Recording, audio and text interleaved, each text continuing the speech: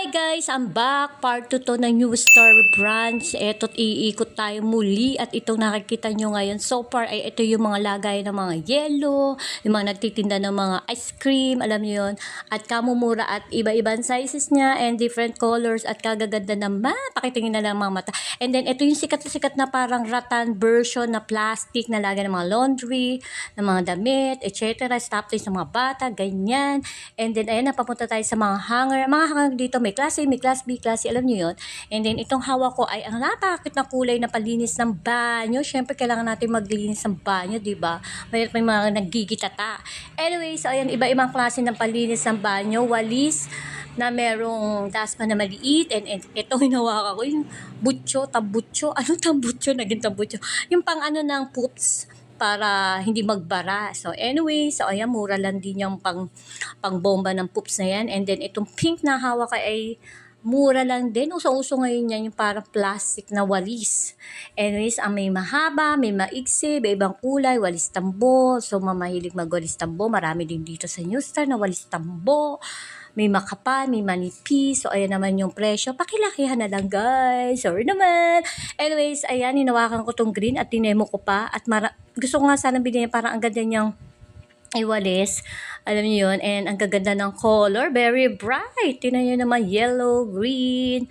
Very, ano talaga siya. O, ayan, lakihan niyo ulit yung mata, guys. Frills. Okay, alam niyo na. Nakita niyo na presyo. And then, gustong-gusto ko tong pink slash para nagba-violet siya na may kasama ng dustpan at walis na plastic. And then, ayan, lakihan niyo ulit yung mata. Charot! Anyway, so ayan naman at kagaganda at kamuha. Punta naman tayo dito sa exercise na portion, yung mga ginagamit. Yan, yoga mat. Mura lang yung yoga mat, guys. Tingnan nyo naman. Anyways, kung magagawi lang kayo sa mga lugar na gusto nyo lang hindi mag-online dito sa New Star. Ewan ko lang sa ibang lugar kung meron ng mga branches ay magsasasayaw pa sinunod. Nandito na tayo sa may salaminan.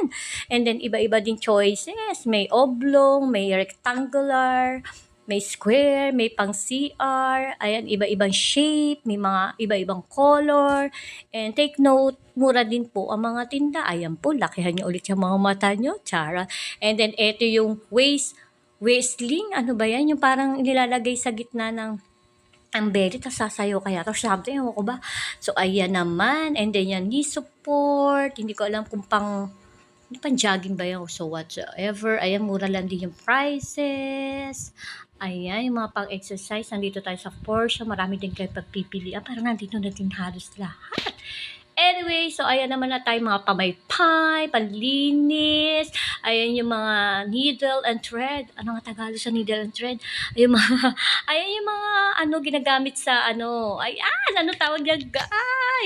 Ayan, at pagkarami din dito per rolyo. And then, ayan yung pamaypay. And yes, baka matapos na yung part 2 of New Star. At ang cute na mga pamaypay naman at mumura lang. 10 pesos or 5 pesos yan, guys. And see you on my part 3, guys. Sa malapit na tayo mag-ending dito sa part 2. And ayan, gusto kong bilhin ito maliit na pangkamot sa likod at dinemo ko pa sa inyo. And yes, mura lang. 20 pesos lang, guys. 20 or 25. And then, ang cute ng violet na pamaypay. Oh my goodness. Anyways, bala ko bumili. Yun naman pala.